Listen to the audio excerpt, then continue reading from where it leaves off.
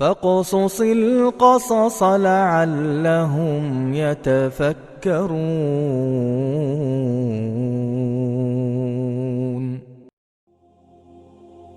hadda ka hor waxaa dhacay cali bin abi daalib oo ka talinaya magaalada kuufa oo ahay amiirulmu'miniinkii xilligaas ayaa dirac bireed uu lahaa ka dhumay.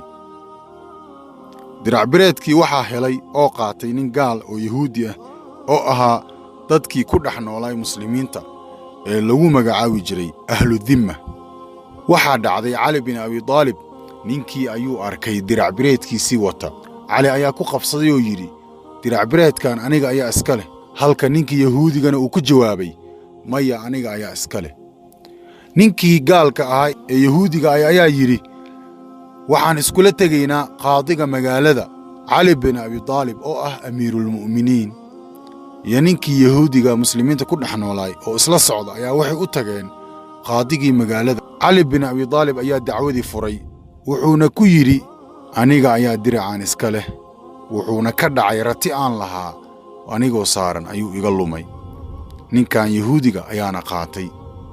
ninkii yahuudiga ayaa ku jawaabay, aniga ayaa diracaan iska leh, gacanteyda ayuu ku jiraa.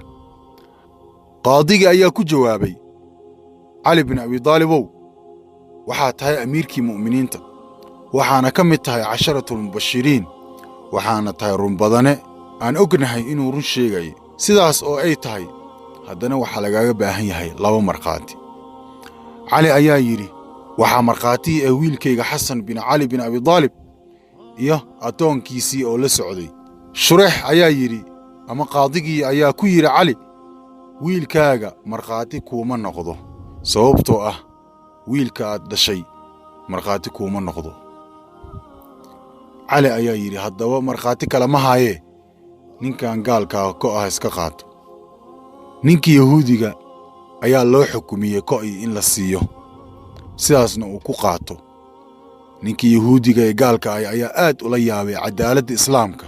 ninkii ayaa halkii ku islaamay yahuudiga ahay, wuxuuna qiray shahaadatu an laa ilaaha ila allah wa anna muxammadan rasuulullah. markaas ayuu yidhi, diinta islaamka waa diin cadaalad.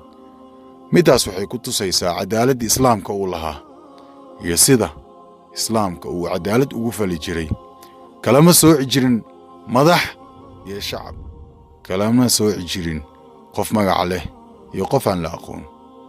ilaahay subxaanahu wa tacaala ha noo soo celiyo cadaaladda islaamka.